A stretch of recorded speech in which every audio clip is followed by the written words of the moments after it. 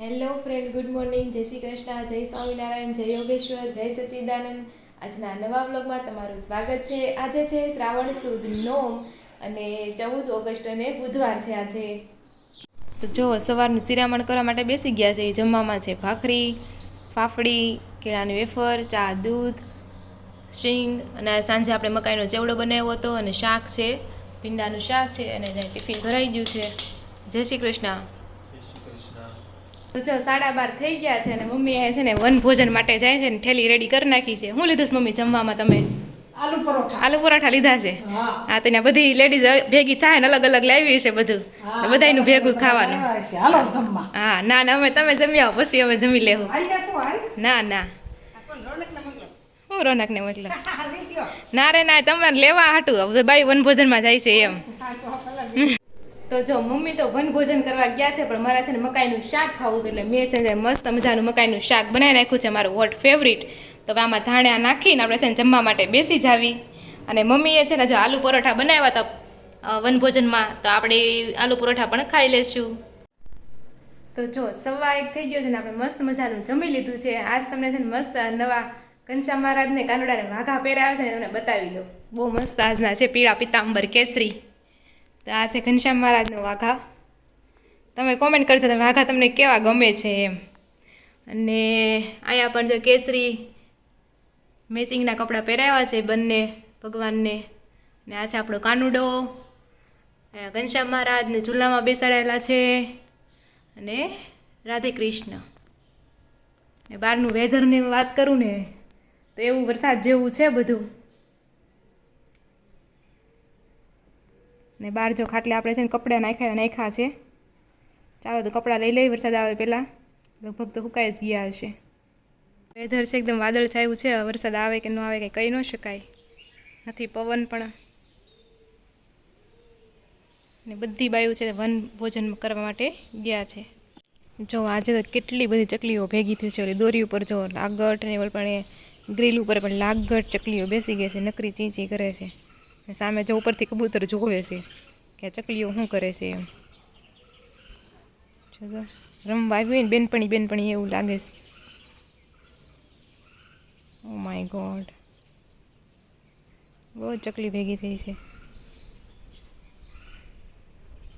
એટલે મીટિંગ ન લાગે, જો કંઈ મીટિંગ બોલાવી લાગે છે અહીંયા ચકલીઓએ કે કબૂતરથી કેમ બચવું. તો જો 7:30 થઈ ગયા. 7:30 થઈ ગયા છે ને આલુ પરોઠા બની ગયા છે. તો એ વચ્ચે જો અમે છે ને રોનક હમણાં આ વાઘો બનાવે છે. આવડો આ વાઘો બની જાય એટલે તમને થોડાક 2-3 દિવસમાં લગભગ બની જાય નહીં? મને તો એમ હતું કે તું આજ ઘરે હતી મેં કરી થોડું ઘણું, તે કાંઈ ન કર્યું. કાંઈ નહીં, હમણાં સાંજે કરી નાખશું થોડું ઘણું. તમને જો એટલું જોઈએ કઈ આઈડિયા આવે છે કે કેવા પ્રકારનો વાઘો બનવાનો છે તો તમે છે મને આઈડિયા છે, હું કહું. મને તો ખબર શું બનવાનું, કહી દો. તમે બનાવો તમને ખબર જ હોય પણ. હા, એટલે જે તમને ખબર હોય છે કયા પ્રકારનો વાઘો બને છે તમે જરૂરથી કોમેન્ટ કરજો. આમાં એક આ વાઘોમાં છે કથા સંકળાયેલી છે, એ પ્રકારનો વાઘો બને છે. અને બાકીના તમને વાઘા બતાવું તો આ છે કેસરી કલરનો. આ કેસરી કલરનો કાલ પહેરાવા જેવો છે 15મી ઓગસ્ટમાં. જો કે અત્યારે પહેરાયો એ કેસરી લીલો જ છે વાદળી, પણ આ એકદમ કેસરી છે. આ તમારે જો આ ડેમો છે, નમૂનો છે. આના પરથી બધા વાઘા હું બનાવું છું. ને આ વાઘો બહુ મસ્ત છે, નેટ વાળો, લેયર વાળો, આ મોરલા વાળો વાઘો. ને આ તો હમણાં આપણે બનાવ્યો છે ઈ જ છે. તો ઘણા લોકોની કોમેન્ટ આવે છે કે પતંગિયું બનાવતા શીખવાડો એમ. તો તમારે જેવા પ્રકારનો કાનો હોય ને, ધારો કે મારો કાનો છે ને જે આ સાઈઝનો છે, મારો આ ડેમો છે, તો તમારે એટલું ફરતું ચોરસ છે ને પેલા કટિંગ કરી નાખું, કાગળમાં કટિંગ કરી નાખું. કાગળને પછી બેવડો વાળી દેવાનો. પછી તમારે કાનાની જેટલી કમર હોય ને એ પ્રમાણે માપ લઈ લેવાનું. એની ફરતે ધારો કે એટલી કમર છે તો આમ ગોળ દોરી દેવાનું, પછી પતંગિયોને શેપ આપી દેવાનું ને પછી એને કટ કરી દેવાનું. એટલે આપણું પતંગિયું વાળું છે મસ્ત બની જાય એમ. અને ઘણા કહે છે ઉપરનું કેમ બનાવવાનું એમ. તો તમારું જો ઉપરનું કાનાનું જે ગળું હોય ને એનું માપ લઈ લેવાનું અને અહીંથી આ છે ને ફાસરી જે શું કે આમ આપી દેવાનું. એટલે અહીંથી આમ ગળું થઈ જાય, આ ભાગ છે ને પાછળ વહી જાય અને આમ તમારે દોરી મારી દેવાની. એટલે આ છે ને ઉપરનો જભો આ ટાઈપનો બનશે. આ જભો છે ને આનું બનાવશો ને જભો ત્યારે બતાવશું પ્રોપર કરીને કે કેવી રીતે બનાવવાનો એમ. આ પતંગિયામાં આઈડિયા આવી ગયો ને તો પતંગિયું જો બેવડું વાળીને પેપર ઉપર આમ અડધું કોતરી નાખવાનું એટલે બંને બાજુ આમ પતંગિયું થઈ જાય. કાનાને કહેવાનું ઘડીક સીધો ઉભો રહ્યો તો કમરનું માપ લેવું છે. અને આ જો રેડ કલરનો વાઘો છે. આ નેટના બહુ મસ્ત વાઘા છે. આ નેટનો ને આ જો કેટલો સરસ લાગે છે. હજી એક નેટ છે એમાં નેટનો વાઘો છે. અને આ જો ગુલાબી કલરનો વાઘો, ગ્રીન કલર, પોપટી કલર. આ એકદમ હેવી છે વાઘો. મોતી એમાં મોતી છે દાદા એટલે એવી થઈ જશે. અને આ જો નેટના છે ને બહુ સુપર લાગે. ત્રણેય જો નેટના છે કેવા સરસ લાગે છે. એકદમ આમ 3D ઇફેક્ટ આપતા હોય ને એવા. તો મારો ફેવરિટ વાઘો તો અત્યાર સુધીમાં પતંગિયું જ છે. મેં બનાવ્યું છે ને એટલે મારો ફેવરિટ આ છે. એ તો હવનું બનાવેલું જ ફેવરિટ હોય. યાર તમારો ફેવરિટ આ થાય ને? મારે એવું કઈ ને મારા માટે મારે તો બધા કેવા બધા સારા છે. તો આપણી પાસે એટલું કલેક્શન છે વાઘાનું. તમને એમાંથી કયા વાઘો ગમ્યો ને તમે જરૂરથી કોમેન્ટ કરજો. તો જો આપણે ભગવદ્ ગીતાના શ્લોકમાં શ્લોક નંબર 10 અને 11 પહોંચ્યા છે. એ પહેલાના શ્લોકમાં છે ને દુર્યોધન પોતાની સેનાનું અને પાંડવોની સેનાનું નિરીક્ષણ કરતો હતો કે પાંડવોની સેનામાં ભીમ અને અર્જુન જેવા મહાયોદ્ધા છે અને પોતાની સેનામાં દ્રોણાચાર્ય અને ભીષ્મ જેવા અનુભવી લોકો છે. એવું બધું એણે પહેલાના શ્લોકમાં બધું નિરીક્ષણ કર્યું છે. શ્લોક નંબર 10 અપર્યાતમ તદસ્માકમ બલમ ભીષ્માભિરક્ષિતમ પર્યાપ્તમ ત્વિદમે તેષામ બલમ ભીમાભિરક્ષિતમ. એટલે આપણું સૈન્ય બળ દુર્યોધન એમ કહે છે કે આપણું સૈન્ય બળ અમાપ છે અને આપણે સૌ પિતામહ ભીષ્મ દ્વારા પૂર્ણપણે રક્ષાયેલા છે. જ્યારે પાંડવનું સૈન્ય બળ છે ભીમ દ્વારા સારી રીતે રક્ષાયેલું હોવા છતાં તે સીમિત છે. એમ તો ભીમને દુર્યોધનને છે ને કોન્ફિડન્સ છે કે એની સાઈડ ભીષ્મ પિતામહ છે અને સારો એવો અનુભવ છે. એટલે એને એમ છે કે આપણું સૈન્ય છે ને અમાપ છે, આપણે જીતી જ જાવું એમ. અને બીજી બાજુ તો ભીમ તો ભીષ્મ પિતામહની સાપેક્ષમાં તો નવગણ્યો જ કહેવાય, શીખેલો છે, શીખાવત કહેવાય એમ. એટલે એની શક્તિને થોડીક છે ને અવગણી નાખે છે એમ કે આપણે જ જીતશું. એટલે થોડોક દુર્યોધનને છે ને થોડોક ઘમંડ આવી જાય છે અને જ્યાં ઘમંડ આવે ને એટલે હારવાની શરૂઆત થઈ ગઈ એમ માની લેવાની. પછી શ્લોક નંબર 11 છે અયનેષુ ચ સર્વેષુ યથા ભાગમ અવસ્થિતા ભીષ્મેવાભિરક્ષંતુ ભવંતઃ સર્વ એવ હિ. તો માટે સૈન્ય વ્યૂહમાં પોતપોતાના મોખરાના સ્થાન પર રહીને આપ સૌ પિતામહ ભીષ્મની પૂરેપૂરી સહાયતા અવશ્ય કરશો. તો અહીં છે ને દુર્યોધન છે ને એ એમ માને છે પોતાની સેનામાં જ્યાં સુધી ભીષ્મ પિતામહ અને દ્રોણાચાર્ય છે ને તો પોતે જીતી જ જાય ને એવું બધું છે. તો આપણે જે વસ્તુ વધારે જેનાથી આપણે જીત મળતી હોય તો એ વસ્તુને આપણે વધારે સાચવીને રાખીએ. એવી રીતના તે દુર્યોધન છે ને પિતામહને કંઈ થવા દેવા નથી માંગતા.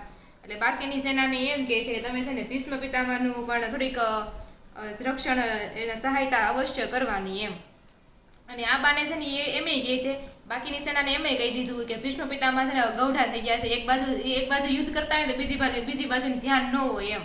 એટલે થોડાક છે ને બાકીની સેનાને વખાણ કરી નાખે છે. એટલે શું કે સેનાને એમ થાય કે નહીં યુદ્ધમાં અમારું થોડું ઘણું કામ છે, નકરા ભીષ્મ પિતામહ નથી એમ. એટલે દુર્યોધન બહુ ચાલાક છે. ઘણા લોકો નથી બહુ મીઠું મીઠું બોલતા હોય, બે બાજુ મીઠું મીઠું બોલતા હા ઈ ટાઈપનો છે આ દુર્યોધન.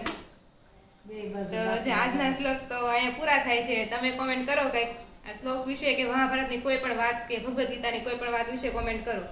આપણે એના વિશે એવું લાગશે તો ચર્ચા કરશું પછી. તો ચાલો હવે થોડી કોમેન્ટો લઈ લેવી. તો જો આપણે કોમેન્ટ લઈ લેવી. કોમેન્ટમાં છે ને મોટા ભાગે બધાએ કોંગ્રેચ્યુલેશન્સ ફઈબા એમ જ કીધેલું છે. અને ઘણા ખરા એમ કે છે ફઈબાને ફૂમી ક્યારી સાડી એવું છે. બોલો એવી તો સાડી નથી જોઈ પડે તો ફૂમકિયાળી પણ એવી આપણે સાડી બધી જોઈ છે ફૂમકા વાળી સાડી આવે એમ.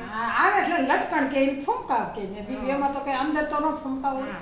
અને બીજી કોમેન્ટ એવી છે કે ફઈબાને કે પિયારો લઈને જવું પડશે. તો હા તો કાંઈ નહીં, ટૂંક સમયમાં તો અઠવાડિયામાં કે ગમે હા લીધેલું તો છે જ અમારે, ખાલી જાવી એટલી વાર છે. એડવાન્સમાં લઈ આવ્યા તમે બધા. એ વિડિયો જોવો ન હોય તો જોઈ આવજો. હું લીધું ને એ તમને ખબર પડી જાય. ના સંદીપે ક્યાં વિડીયો લીધું છે? નથી લીધું. એ બધા માટે સરપ્રાઈઝ છે. નથી બતાવ્યું, સંદીપે નથી બતાવ્યું. ફિયારામાં બતાવશે. ફિયારો લઈને જાવ ત્યારે તમને ખબર પડી જાય કે હું લીધું છે. જાય તે જવાનું હોય. હા ના સંદીપ એમ કહેતો અલગથી કાર્યક્રમ કરવો છે પિયારાનો એમ. લાડવાને હારવા નથી લઈ જાવ એમ. હા અલગ જાય પણ અલગ રવિવાર કે શનિવાર ગોતજો. હા તમ તાર ફુવાન લઈ જાવ તમ તારે. ના મારી જરૂર ન હોય તો તમ તારે તમે એવું ન હોય લીધું હોય ફુવાય જ લીધું હોય ને એમ નહીં. ઘરમાં તો પણ તો કેમ કે રવિવારે રજા રાખજો એમ આપણે ગમે ત્યારે સાંજે જઈએ એકવી ને એવું તો મોટો કાર્યક્રમ નથી કે 2-3 કલાક મને શું ખબર આમાં કેવડો પ્રોગ્રામ કરવાનો હોય કાંઈ એ જો આમાં એવું હોય રાધિકાને લગ્ન ન થયા હોય ને તો ઈ ત્યાંથી એકલી લઈને જાય હા. હવે આમાં તેજ લીધું કહેવાય ને કઈ ફોન બેન જ કહેવાય એટલે તારે જવું પડે ને લે એટલે આમ કેમ 2 વાગ્યા હોય એમ 2 જવાનું હોય અને અને દઈ દઈ આવવાનું આવવાનું હોય બસ હા. એમાં કઈ શનિ રવિ રજાની કઈ ઓકે જરૂર ન તો પડે વાંધો નહીં મેં આ તો મેં તે કીધું અલગથી પ્રોગ્રામ કરવાનો ભલે મેં ને કીધું પણ શનિવાર બપોર પછી જવું હોય તો હા, નિરાંત એમ. રહીને ઓલું તમારે રાતનું કોઈ દોડા દોડી હા. થાય ને એટલે એ બધાને એવી જ કોમેન્ટ આવી છે બધાનો ખૂબ ખૂબ આભાર કોંગ્રેચ્યુલેશન્સ કરવા કહેવા માટે અને એક યામિની ત્રિવેદી કરીને છે ને આપણે કોંગ્રેચ્યુલેશન્સ કીધું છે અને એ છે ને જાપાનથી અમારા વ્લોગ જોવે છે બોલો વિચાર કરો જાપાનથી કેટલું આમ પ્રાઉડ ફીલ થાય કે નહીં નહીં વ્લોગ કોક જોવે છે કોક જોવે છે શેટાવાળા હા શેટાવાળા કોક જોવે છે એમ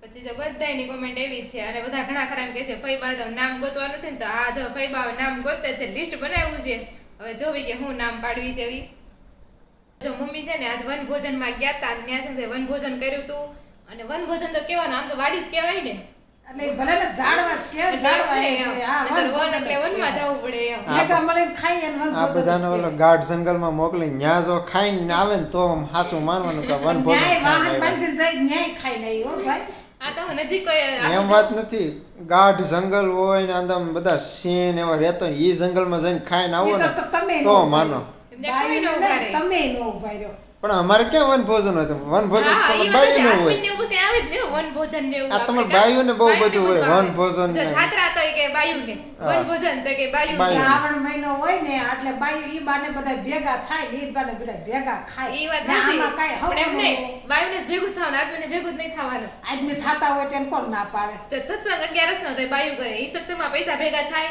દાન પુણ્ય કરવા જાય તો બાયુ જાય. એવા તો કેટલા આદમી કાર્યક્રમ નિરાશ છે. છે ને પણ આદમીને. આદમીને હારા મારું છે બધી રીતના. કોઈ પ્રસંગ અમે હોય તો કરી લઈએ છીએ ને એને કાંઈ ઉપાધિ નથી. કોઈ પ્રસંગ હોય તો તૈયાર થવાની કઈ માથાકૂટ નહીં. આ પેન્ટ શર્ટ પડ્યા અને જો ઈ પ્રસંગમાં પછી 3 પ્રસંગ હોય ને, સવારે માંડવો હોય, ધારો કે બપોર પીઠી હોય, ઈ નહીં. હા ઈ નહીં આખો દિવસ સકાવે ને આપણે માંડવામાં અલગ, પીઠીમાં અલગ, રાસ ગરબામાં અલગ. અલગ. અને ને પાછા- કાંઈ અને માથાકૂટ નહીં. પ્રસંગમાં છૂટા તો પછી એને અલગ હે? પ્રસંગમાંથી ફ્રી થાવ તો પાછા એને અલગ એમ હા એ પ્રસંગ પૂરો થઈ ગયો હોય પછી એમાંય નાઈટ ડ્રેસ કે હા એ ચાલુ કપડાં પહેરવાની ઈ અલગ. એટલે આદમીને એમ હારું જવીને તો વનભોજન. ઈ બાને બધા ભેગા હા ખાય. અમારે તો સારું છે ને તમારે જ નથી સારું કા એટલે એમ તો સારું છે જેને તૈયાર થવું ગમતું હોય એને તો ગમતું હોય, પણ આ જેને તૈયાર થવું ન ગમતું હોય ઘડે ઘડે ટાણે ટાણે કપડાં બદલાવે એને પછી થોડુંક થાય એમ. છે ભાઈ આદમીને શોખીન હોય ઈ છે ભાઈ બધાય. પણ તો એમ કે ઓછા હોય એમ. હા, ઈ ઓછા હોય. અને પણ આદમી ધારો કે નો કપડાં બદલે ને તો એમ કઈ કે નહીં કોઈ. નહીં. આખો દિવસ જાય બાયું કદાચ નો કપડાં પહેર્યા હોય ને, એટલે ઈ નો નહીં બદલાવે ને હારી. તો એને ખબર જ પડતી એનો ઘરનો પ્રસંગ છે તો પહેરીને ન આવી. ઈ નહીં હારી રાખી. હા ઈ નહીં હાડી રાખી એમ. બાયું છે ને ગામના ટોણામાંથી ઉસ્યું ન હોય ઓલી બાયું મને આમ કહી દીધું ઈ તો બસ ઠીક. ઈ વસ્તુ તો તમારે બાયુને પેલા આવે ઓલીએ મને આમ કેમ કીધું અને એનાથી કહેવાય જ કેમ બસ ઈ વાત પેલા આવે એટલે એમ. વટમાં તમે બધા ઈ તૈયાર વાત થાવ સાચી વાત છો છે. બીજું કાંઈ નથી અમને તમ તાર કે કેમ આજ આખો દી તો તમે તમારે કર- ઓછું હોય. પણ અમારે અમે માથે લઈને ન ફરવી તમે પણ એને માથે કીધું લઈને કે તો ભલે ન કે ફરતા. એમ જે લાગવું લાગે એમ કહીને કહે તમે બધી બાયું હું વટે છોડો ઈ મને કહીને જ હું કામ જાય ખોટું કીધું હોય તો કયો કોમ બધા ઈ બોલો અને શિયાળો હોય તો કેમ મસ્તના કપડાં પહેરાવે, ઠંડી બહુ વાતી હોય તોય સ્વેટર ન પહેરે. પછી અમુક વ્યક્તિ હોય ને એકાદ બે તો પછી હવે નીકળે, બાયુની વાત કરું છું, તો જો એને સ્વેટર પહેર્યું ઈ બાઈએ તો બધા એમ કે યાર ખબર નથી પડતી કે લગ્નમાં કોણ હાડી સ્વેટર પહેરે. એમ નહીં કેવી હારી હાડી પહેરે છે ને માથે છે. સ્વેટર પહેરતું બધા એમ કે પણ ઠંડી લાગે છે તો સ્વેટર પહેરે. It's normal. બાયું ગામની પંચાયતમાંથી ઉસ્યું ન આવે એટલે એમાં ક્યાં પંચાયત આવી? તે પંચાયત જ થઈ ને હા, એ પંચાયત જ કહેવાય ને. આવી જ પંચાયતો કરે છે લગ્નમાં બેઠા બેઠા ગમે ત્યાં ભેગ્યું થાય ને એટલે પંચાયત જ હોય તો કાંઈ નહીં, આપણે એમ ધ્યાન નહીં રાખવું. ધીરુભાઈ આવે ને ધીરુભાઈ જોક્સ કે ગામના ઓટલે બેઠી હોય ને ભાઈ જે બે ડોશી કે ભેગી થાય ને ત્રીજીની અણી કાઢતી હોય આ બે ભેગા છે ને ઓલી આમ એટલે ઓલે ધીરુભાઈ કહે ને કે ઊભા કાનવાળી ડોશી આવે ને કે રામ જેવા લક્ષ્મણ જેવા બે ભાઈ હોય ને નોખા કરીને જાય એના ઈ જેવું જોક્સ તો તને આખો ન આવડ્યો એ મને આવડ્યો. હા, તો તમે કહી આ તો દો. તમે કહી દો હાલો એવું જ છે ઊભા કાનવાળી ડોશી તો ઈ બધું પછી કરે તારે કહું કેવું ઈ તમને બધા. અત્યારે હવે આપણે વનભોજન તમારું કરીએ. વનભોજન આપણે ઘર ભોજન કરી લઈએ હવે. હા હવે ઘર ભોજન કરવાનું છે હોતે હજી. તો જો મમ્મી વનભોજનમાં ગયા હતા ને ત્યાં એ લોકોએ સત્સંગ ને રાસ ગરબા થોડો કાર્યક્રમ હતો ને એવું બધું હતું, તો વિડીયો હું છે ને એડ કરું છું, તમે જોઈ લેજો. અને